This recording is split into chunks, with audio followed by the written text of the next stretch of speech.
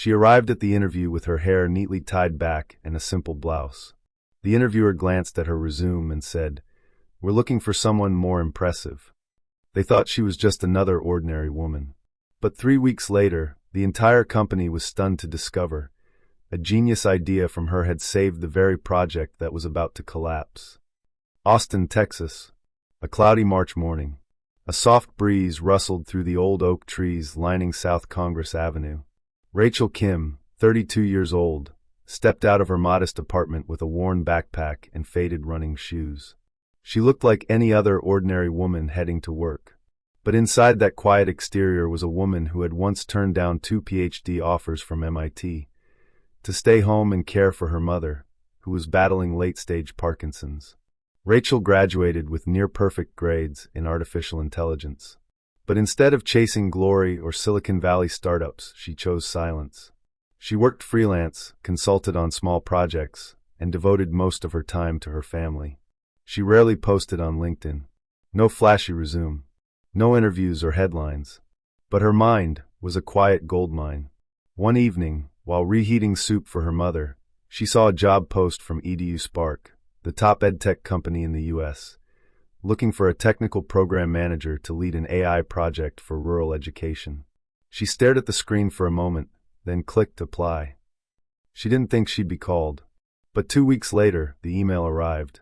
She smiled softly, not because she expected anything, but because she knew sometimes silence speaks louder than anything. On the 19th floor of a sleek glass building in downtown Austin, the EduSpark interview room glowed with startup energy, lightwood tables, a neon sign that read Disrupt, Create, Lead. At the center sat Melissa Drake, 29, sharp, stylish, and the newly appointed head of HR. A proud Ivy League graduate from Brown, Melissa was known for her startup-style hiring taste. Her honey blonde curls were perfectly styled, her pastel suit crisp, and the latest MacBook gleamed in front of her. When Rachel walked in, Melissa looked up. Her gaze lingered no more than 3 seconds on the Target button-up and worn leather tote. She smiled politely, but it didn't reach her eyes. Then she glanced down at the resume. "No big-name companies? And your LinkedIn is kind of sparse." Rachel nodded slightly, offering no defense. Melissa raised one brow, just a flicker of judgment, but sharp. In her world, talent meant buzzwords, bold colors, personal branding. People who stood out in a crowd. Rachel, with her plain presence and humble resume, felt invisible in every way that mattered to Melissa. In her mind, the interview was already decided. A kind woman, maybe, but not cut out for our high-energy culture. What Melissa didn't know was that the very woman she overlooked would soon redefine what real brilliance looks like. The interview had begun, but Rachel could already sense the chill in the air, the kind that had nothing to do with the AC. Melissa leaned back in her chair, arms crossed, eyes already disengaged. Her questions were painfully surface level. "Have you worked in a team setting? Can you handle pressure?" Not a single question probed her actual skills. Not one touched the subject of artificial intelligence, Rachel's passion, her life's work. Jason, a fellow engineer sitting in on the panel, glanced at Melissa, then stepped in to steer things. "Rachel, I saw you've done some AI freelancing. Have you ever worked with NLP models in educational applications?" For the first time that day, Rachel's eyes lit up. A spark returned to her voice. "Yes, I actually designed a reinforcement learning model that helped chatbots interpret semantic misfires in bilingual children's speech."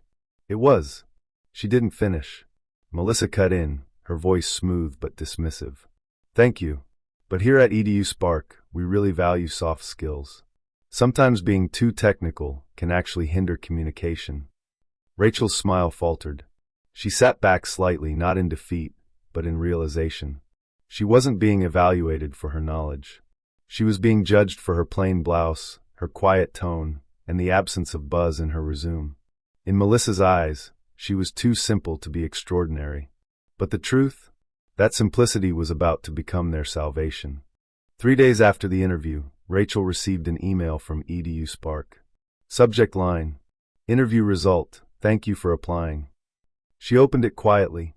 Morning sunlight filtered through the curtains, casting a soft glow on her worn laptop. The message was short, almost mechanical. Thank you for your time. After careful consideration, we've chosen a candidate who better fits the company's dynamic and creative culture. Rachel stared at the phrase, better fits the creative culture, as if it carried a silent shrug. She let out a small, wistful laugh. No tears. No anger. Just something familiar. It wasn't the first time she'd been overlooked for not fitting the mold, for wearing a plain shirt from Target, for not having a glossy resume, for being quiet. But instead of spiraling, Rachel stood up and brewed herself a cup of tea. She returned to her freelance work, developing an AI-based learning prototype for children in rural areas. Places with spotty internet, low funding, but boundless hunger to learn.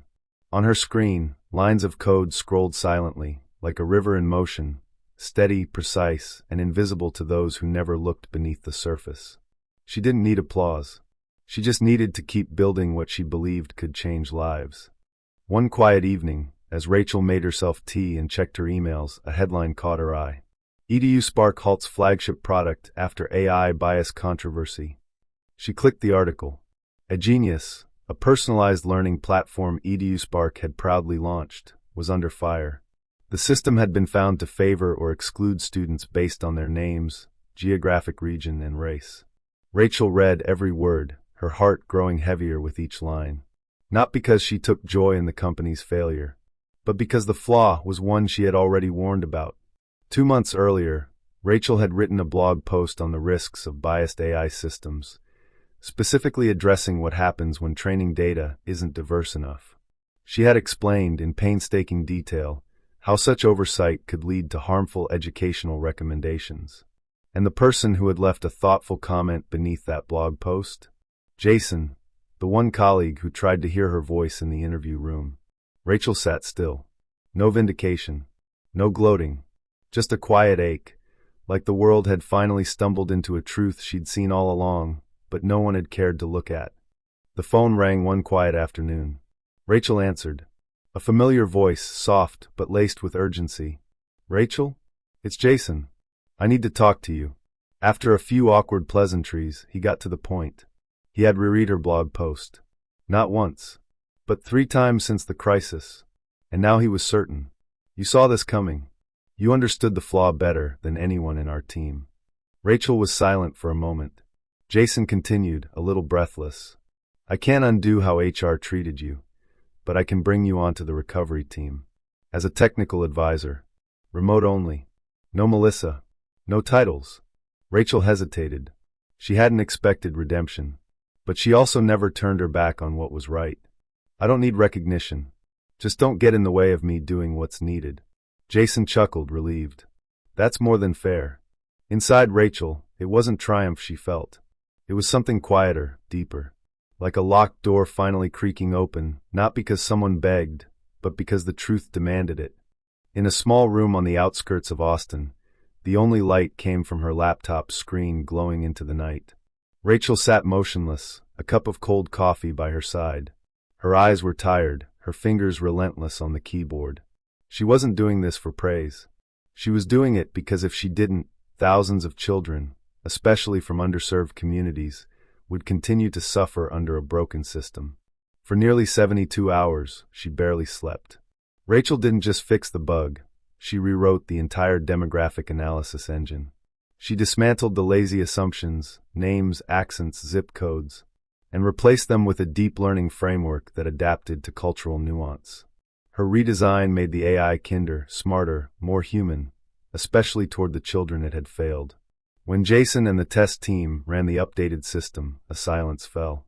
No more bias. The AI's responses were warm, thoughtful, clear, like it was truly listening to its young users. Jason murmured, "We didn't need a rock star. We needed someone who understood the heart of the data." Rachel smiled softly.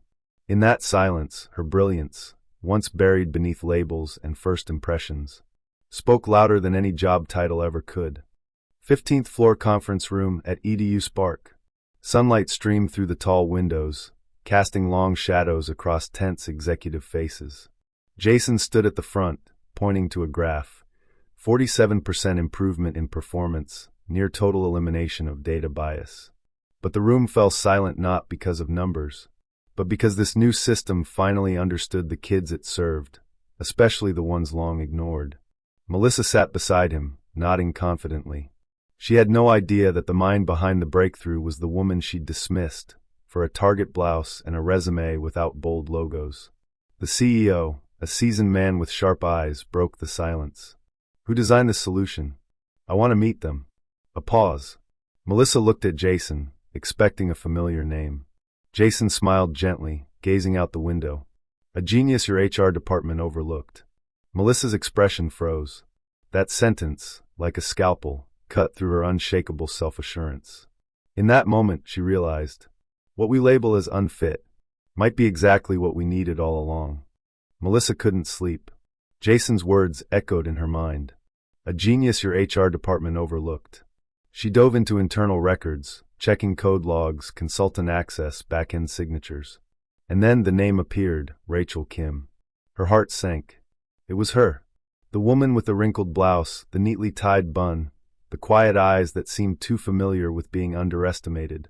Melissa showed up at the temporary office where Jason had asked Rachel to come in and sign off technical specs. Rachel sat in the corner, tapping gently on her old laptop, calm as ever. Melissa hesitated at the door, then approached. Rachel, I didn't know you were this talented. Back then, I might have misjudged you. Rachel looked up, no anger in her gaze, only calm truth. I never believed I needed expensive shoes or a designer bag to prove my worth. No accusation, no bitterness, just clarity, and the kind that stings more than rage ever could. For the first time, Melissa, proud of her Ivy League degree, her sharp suits, her startup fluency, felt humbled by someone who needed no stage to be powerful. 3 days after that fateful encounter, EduSpark's CEO, Alan Prescott, called Rachel personally. We'd like to offer you the position of Chief Technology Officer. Your talent deserves the spotlight. On the other end of the line, Rachel paused. Then she gently replied, Thank you, but there's something I'd rather build than just take a title. What she proposed left the entire boardroom quiet. A nonprofit branch of EduSpark, focused on creating AI-powered learning tools for children in rural areas, where access is limited and bias often arrives before opportunity. I was once one of those kids, Rachel said softly. I want to make sure the next generation doesn't get left behind. Jason, the one who had believed in her all along, spoke first. I'm in. 100%. Then slowly the CEO nodded. Not out of strategy, but out of conscience. Rachel was appointed as the director of the new initiative. Not because she needed a title, but because the world needed someone like her to lead something that truly mattered. Melissa Drake sat alone in her office as the sun dipped low behind the Austin skyline. Golden light streamed through the window, casting shadows over a photo on her desk. Her hand-picked team, dressed sharp, smiling big, all polished resumes and Ivy League sheen. She opened an old candidate list on her laptop. There it was, Rachel Kim. Quiet. Simple. Rejected. For the first time, Melissa didn't feel defensive. She felt ashamed, not because anyone accused her, but because something inside her had begun to shift. I judged her. I let appearance guide me. Since Rachel's appointment as the director of the nonprofit initiative, something had changed at EduSpark. Whispers flowed through the halls like wind through open windows. She was just a freelancer, but rewrote the whole system. Fixed an AI disaster in 3 days. No titles, no noise. She saved the company with brilliance and silence. Melissa heard it all. No one pointed fingers. But they didn't need to, because in their tone, in the reverence they now held for Rachel, Melissa saw the truth more clearly than ever. She opened a new note on her laptop and typed one simple line. From tomorrow, interview with ears, not eyes. On a quiet, rainy evening in Austin, Rachel Kim sat at her desk, a cooling cup of tea by her side and the soft glow of a desk lamp illuminating her worn notebook. She reopened her personal blog, once a quiet corner of the internet, much like herself. Tonight, for the first time in months, she began to write. Simplicity doesn't mean lack of value. Sometimes it's how the deepest minds choose to live. Not loud, not flashy, just focused on doing what they do best. She didn't mention the crisis. She didn't call out the judgment she'd faced. Just words, gentle, honest, and steady like her presence. Within a week, her post spread like wildfire. It was quoted in hiring equity seminars, shared on HR podcasts, even printed in internal memos of major corporations. That once quiet voice was finally heard. Then came an email from a young engineering student. "Thank you. I used to think I wasn't bright enough to be seen. Now I know, sometimes the most beautiful light comes from the quietest places." Rachel smiled. She didn't need fame. She didn't need applause. She just needed a world where people like her were no longer overlooked. Not everyone who dresses simply is incapable. Not everyone who stays quiet has nothing to say. And not everyone who was once rejected is unworthy. Because sometimes silence isn't a sign of weakness. It's the quiet strength that no one took the time to hear. Rachel Kim didn't change to earn approval. She remained herself, simple, reserved, and deeply dedicated. And that quiet consistency made an entire system pause and rethink. In a world where brilliance is often mistaken for boldness, maybe what we need most is the courage to look deeper, past the clothes, past the silence, and into the soul. If you've ever been underestimated for being quiet or simple, remember, your story isn't over. You may be the change this world has been waiting for. Click subscribe to Silent Worth to hear heart-touching journeys from those who speak less but mean more.